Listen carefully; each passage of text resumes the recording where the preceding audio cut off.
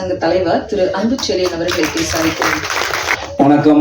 வந்திருக்க மீடியா நண்பர்களுக்கு வணக்கம். மேடையில் இருக்கிற அனைவருக்குமே என்னுடைய பணிவான வணக்கம் தெரிவிச்சுக்கிறேன். மகேஸ்வரின் மகிமை அப்படின்னாலும் தெரிஞ்சிருக்கோம். ஈசனை நேராக கொண்டு வந்து நிப்பாட்டார் நம்மளுடைய தவமணி. ஆமாம், ஏன்னா இப்போ நான் கேட்டவரை என்ன வெறும் ட்ரெயிலர் மட்டும் போட்டிங்க, பாட்டு என்னாச்சுன்னு இல்லை நான் படம் போகிறேன். சரி, இந்த ட்ரெய்லர் எதாவது போட்டலாமே, நான் என்ன ராஜன் பேசிட்டே இருந்தோம். சாங் இல்லாமல் நான் என்னப்பா நாங்கள் பேசுறது அப்படின்னு. ஆனால் திருச்செந்தூரை வந்து ஃபுல்லாக லைவில் போய் எடுத்து வந்திருக்காராம். இது இன்னைக்கு காலகட்டத்தில் திருச்செந்தூரை போய் அவ்வளோ அழகாக எடுத்து வந்திருக்காருன்னா அவரை உண்மையிலேயே பாராட்டணும் தவமணி அவர்களை. ஏன்னா இன்னைக்கு எங்கே பார்த்தாலும் பார்த்தீங்கன்னா சாமி ஒரு பக்கம் திட்டிருக்காங்க, ஆசீர்வாதமாக பேசுகிறாங்க. ஆனால் அப்பேற்பட்ட முருகன் கோயிலில் போய் தெளிவாக போய் படம் எடுத்து வந்திருக்காரு. ஆனால் என்னன்னா ஒன்றே ஒன்று தான் நான் சொல்லணும். சினிமாக்காரங்க தான் இன்னைக்கு நம்ம சாமிநாதன் சார் சொன்னார் சிறு படம் சப்போர்ட் பண்ணுங்கன்னு. நம்ம படம் ஓடாததுக்கு காரணமே சினிமாக்காரங்க தான். நான் ஓப்பனாக சொல்லுவேன், தெளிவாக சொல்லுவேன். ஏன்னா நான் 89 வந்தேன். வந்தப்ப நான் படம் பார்க்க ஏன்னா அன்றைக்கி சாப்பாடு வழி கிடையாது, தண்ணி தான் குடிச்சு நல்லா வாழ்ந்துருக்கேன். காலையில் தண்ணி தான் சாப்பிடுவோம், மத்தியானம் சாப்பாடு. அப்போ நாங்கள் ஃப்ரெண்ட்ஸாக வரும்போது டயட் பேசும்போது எவனா ஒருத்தன் படம் பார்த்து வந்திருப்பான். அவன் வந்து என்கிட்ட சொல்லுவான், படம் பிளாப் ஒன்றுமே இல்லைம்மா. ஏன்னா நாங்கள் எங்களுக்கு அப்போ அறிவு கம்மி தானே. சரி, நாங்களும் எல்லாம் அது படம் ஒன்றுமே இல்லைடா அப்படின்னு. இன்னைக்கு வரைக்கும் சொல்லிட்டு இருக்காங்க நம்ம சினிமாக்காரன். அவன் ஜெயிக்கணும், அவன் முன்னுக்கு வரணும், அவன் லைஃப்பை கொண்டு வரணும், அவன் குடும்பத்தை காப்பாற்றணும் எவனுமே நினைக்கிறது. இன்னைக்கு வரைக்கும் இந்த வடப்பள்ளியில் சரி, இந்த பிரசாத் எதுக்கு சரி, கோடம்பாக்கம் இன்னைக்கு நிற்கிறானுங்க. ஏன்னா நான் என் சங்கத்தில் நீங்கள் இப்போ வெளியில் நீங்கள் மீடியாவில் பார்க்குற போகிறீங்க, உங்களுக்கு தெரியும். ஆனால் நான் எனக்கு டெய்லி அந்த சங்கத்துக்கு வரதுனால உண்மை சொல்லணும். இன்றைக்கி சிறுபடுறதுனால எக்கச்சக்கமான பேர் இந்த சங்கத்துக்கு வர்றதுனால நான் இப்போ தேவமண்டோட சொன்னேன், எதுவாக இருந்தாலும் தெளிவாக அப்படி சொன்னேன் இல்லையா. ஒவ்வொரு விஷயம் நான் கேட்டு செய்யணும். என்ன காரணம்னா இன்னைக்கு ஒன்றும் இல்லை, அந்த இவன் நடித்தான் நம்ம தனுஷ், அவன் படம் ஒன்றுமே இல்லைன்ட்டான். வந்து பிளாப்பு ஒன்றுமே இல்லை, படம் பார்த்து என்கிட்ட பார்க்கலன்றான். யாரா சொன்னாலும் எனக்கு கெட்ட வார்த்தை வரும். நான் வரேன் யாரும் சொன்னாங்கண்ணே, டேய் சரி டிஎன்ஏ எப்படிதான் இருக்கு, அது ஒன்றும் இல்லைண்ணே, படம் பார்த்தியா பார்க்கலண்ணே. அப்போ நீ எப்படி நம்ம திட்டமா திட்ட மாட்டோமா சொல்கிறானே இப்போ வரைக்கும். ஏன்னா இன்னைக்கு வந்து ஆந்திரா ஹிட்டுன்றா, இங்கேயும் பரவாயில்லன்றான். என் பையன் பார்த்து சொல்கிறான், கூப்பிடுறான், அப்பா அருமையாக இருக்கு, வாங்க ஃபேமிலியோட போகலான்றான். இதுக்கு என்ன சொல்லுவீங்க? அது 100 கோடி 200 கோடி, இவர் எடுத்துக்காது 1 கோடி 50 கோடி. ஏன் என்ன சொல்கிறேன்னா, முன்ன படம் நல்லா ஓடணும்னா சினிமாக்காரங்களுக்கு படத்தை பாருங்க. படத்தை பார்க்கலையா கண்டென்ட்டை போடாதீங்க, எவன்ட்டையும் பேசாதீங்க. அப்போதான் நீ உண்மையான ஆம்பளை, உண்மையாலே சினிமாவுக்கு வந்த சாதிக்கு வந்த மனுஷன் நான் சொல்லுவேன். எல்லாமே சொல்கிறான், படம் பார்க்க சொல்லிட்டு போ. நல்லா அவன் முடிவு பண்ணிட்டான் மனுஷன். இன்னைக்கு மக்கள் தாங்க படம் பார்க்குறாங்க, சினிமாக்காரங்க தேட்டருக்கே போகிறது இல்லை. ஏன்னா நமக்கு தான் வயிற்றுக்கே சோத்துக்கு வழி இல்லாமல் சினிமா பார்க்க முடியும், 2 ரூபா கொடுத்து எங்கே வாங்கி போக முடியும். அதனால தான் சொல்கிறேன், ஓப்பனாக அந்த தவமணி தெளிவாக சொல்கிறேன். யாருமே ஏமாற்றி வாழ்ந்து சரித்திரம் அப்பப்போ சொல்லுவேன். சினிமா நம்பி வந்து யாருமே தோற்றதே கிடையாது. நான் நீ உங்க நின்னடி போய் பேசுறேன்னா காரணம் நீங்க எவ்வளவு கஷ்டத்தை நான் பட்டு வந்திருக்கேன். நான் வந்து சாதாரணலாம் வரல, அரசியல் சினிமா கினிமா எல்லாத்தையும் அடிச்சு ஓட விட்டு தாங்க வந்திருக்கேன். நீங்க வந்து உங்கள்கிட்ட பேசுறீங்க, என்ன ஜெயிக்கிறேன் நீங்க வாங்க. நான் வந்து உங்கள்கிட்ட பேசுறேன்ல, எந்த படத்தையுமே நல்லா இல்லைன்னு சினிமாக்காரன் சொல்லாதீங்க. அந்த சினிமா நம்பி வந்து எவனுமே சொல்லாதீங்க. நான் இதை மட்டும் சொல்லுவேன், நீங்க ஆணிதரமா சொல்லுவேன்.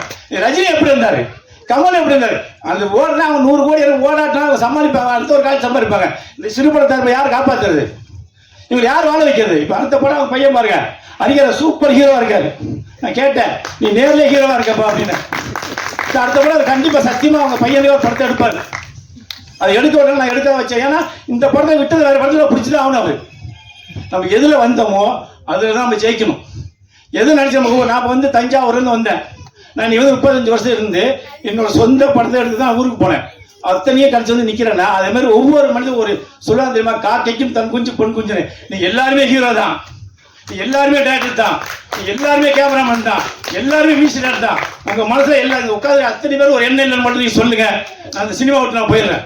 உங்களுக்கு அத்தனை மீடியா உட்காந்துருக்கு, ஒவ்வொருத்தரும் சொல்லுங்க. நீங்க சாதிக்கு வந்தீங்களா இல்லையா? நீங்க சாதிக்கு வந்த சூழ்நிலை மாறி ஒவ்வொரு இதில் ஒரு உட்காந்துருக்கோம். இன்னைக்கு எல்லாருமே பேசுவாங்க. இன்னைக்கு எல்லாருமே மீடியா எல்லாருமே பேசுறாங்க. ஏகப்பட்ட பேர் இன்னைக்கு ரஜினி கமல் ஏன் பார்க்கணும் கூட சொன்னார். நான் ஒரு சட்டத்துக்கு தைக்க முடியாமலாம் வந்தேன். எல்லாமே இன்னைக்கு எல்லாம் ஏன்னா இன்னைக்கு மீடியா நிறைய பேசிருச்சு. ஆனால் ஏகப்பட்ட பேர் இன்னைக்கு எல்லாத்தையும் மனசுல அத்தனை கக்குறாங்க. ஒரு 2 நாள் தாவாணிகள்னு ஒரு படம், பாக்யராஜ் சார் நடிச்ச படம். நீங்க தயவு செய்து சினிமாவில் மீண்டும் சாதிக்கணும்னா தாவாணிகள்னு ஒரு படத்தை பாருங்க, சிவாஜி சார் நடிச்சிருப்பாரு. படம் எடுக்க வைக்கல, நமக்கு சேவை. சினிமா நல்லா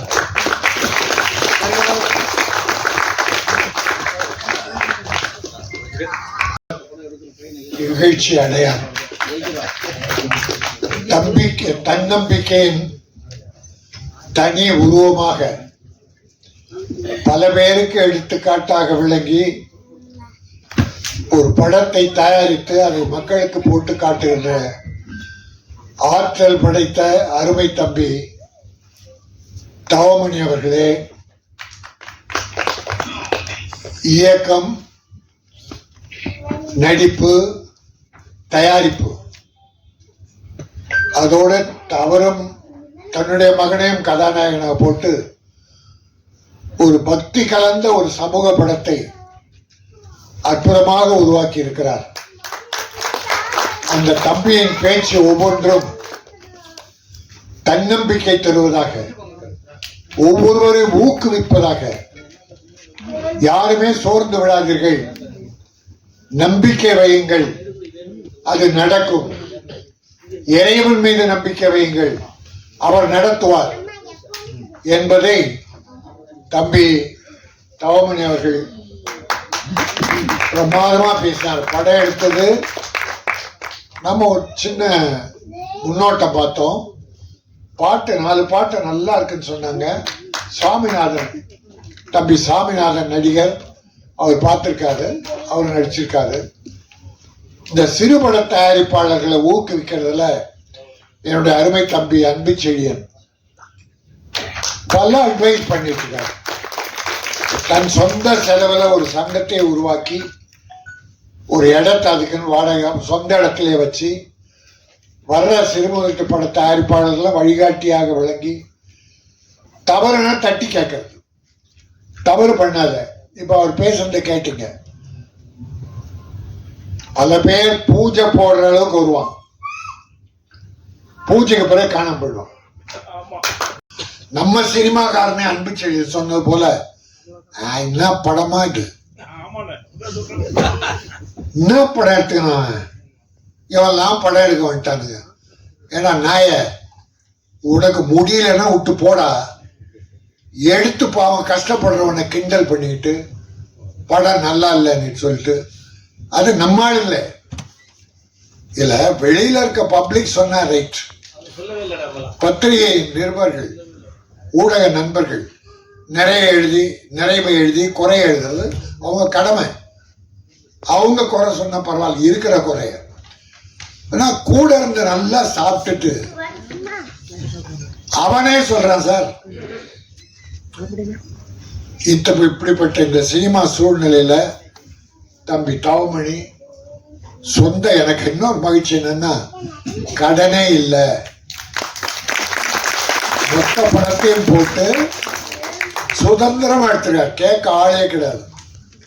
சினிமாக்காரங்க மட்டும் இல்ல, பொதுவாகவே மக்கள் நலன் கருதி, அது தமிழக மக்கள், இந்திய மக்கள், உலக மக்கள், அவர் நன்மையை கருதி ஒரு விஷயம். இன்னைக்கு அண்டர் கிரவுண்ட்ல ஓடிட்டு இருக்க ஒரு மேட்டர், ஒரு 3 மாசத்துக்கு முன்னால ஒரு ஆடியோ ஃபங்க்ஷன், அதுல ஒரு ஹீரோ, அந்த படத்தை ஹீரோ வந்திருந்தாரு, அழகா இருப்பார், தெலுங்குலயும் ஹீரோ பண்றார். அவர் இப்ப கைதாகி ஜெயில இருக்கார். என்ன காரணம்? கொக்கைன்னு ஒரு போதை பொருளுக்கு அடிமையாயிட்டார். எனக்கு ரொம்ப வேண்டிய தம்பி, என் தம்பி சாமிநாதன் மாதிரி, அவனும் ஒரு நல்ல தம்பி, நல்ல பழக்கம், மரியாதையான அழகன். பாராட்டினேன், மேடையில பாராட்டினேன், அழகன். ஆனா குடும்பத்துல ஒரு சூழ்நிலை வந்தது. குடும்பத்தில் ரொம்ப அவசரப்பட்டான், கோர்ட்டு கேஸ்ன்னு, அது ஒரு ஒரி. அது போக படங்கள் இல்லாம போயிடுச்சு. இப்ப நம்ம ஆளுங்க நடிகர்களோ இல்ல ப்ரொடியூசர் எப்படி இப்படி அடிமையாகிறாங்கன்றதுக்காக உதாரணத்துக்கு சொல்றேன் தவிர நான் யாரையும் குறை சொல்லலை. ஒரு செய்தி வந்ததால் அந்த தம்பி பேரை சொன்னேன், எனக்கு ரொம்ப வேண்டியவன்ற உரிமையில சொன்னேன். இப்படி நிறைய பேர் இருக்காங்க, நிறைய குடும்பம் கெட்டு போயிருக்கு. பிறகு அவர் என்ன பண்றாரு, படம் இல்லைன்னும் போது ஒரு படம் எடுக்கிறார் சொந்தமா, எடுத்து படம் முடிச்சு ரிலீஸ் ஆகல, வியாபாரம் இல்லை. பிறகு கடன் வாங்கி படத்தை ரிலீஸ் பண்ணிட்டார், அதுல அவஸ்தைப்பட்டார். இது ஒரு ஒரி. முன்னெல்லாம் என்ன பண்ணுவோம், சார் சினிமா என்ன சார் சொல்லிட்டோம், சமுதாயத்தில் நடக்கிறதான் சார் சொன்னோம். ஆணவ கொலை நடக்கலையா, அதை கதையை எடுத்தோம். சாதி வெறி இல்லையா, அதை கதையை எடுத்தோம்.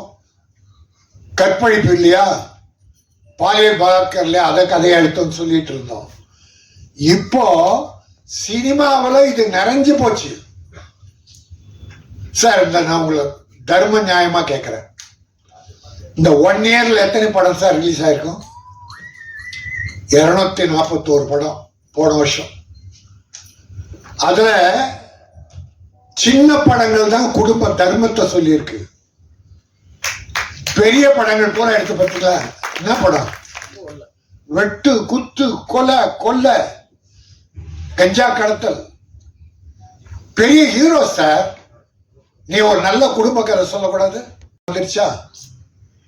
இளைஞன் 18 வயசு பையன்ல குடிக்க ஆரம்பிச்சிட்டான், கட்டுப்பாடு இல்லை. காலேஜ் ஸ்டூடெண்ட்ஸ் குடிக்க ஆரம்பிச்சிட்டாங்க சார். வெட்டி தலைவந்து ஒரு தாத்தாவா குழந்தைகள் 6 பேர பிள்ளைங்க. எனக்கு எல்லாம் என் ஸ்கூல்ல 500 பிள்ளைங்க படிக்கிறாங்க, பேர பிள்ளைகள். என் ஸ்கூல்ல படிக்கிற பிள்ளை என் பேர பிள்ளை தான். அத்தனை பேருக்கு நான் பொறுப்பு. ஆனா நாட்டில் இன்னைக்கு கவர்மெண்ட் ஸ்கூல்ல பையன் குடிக்கிறான் சார், டேபிள் உட்காந்து நாம டிவியில பார்த்தோம். காலேஜில் குடிச்சிட்டு வெட்டிக்கிறானுங்க சார்.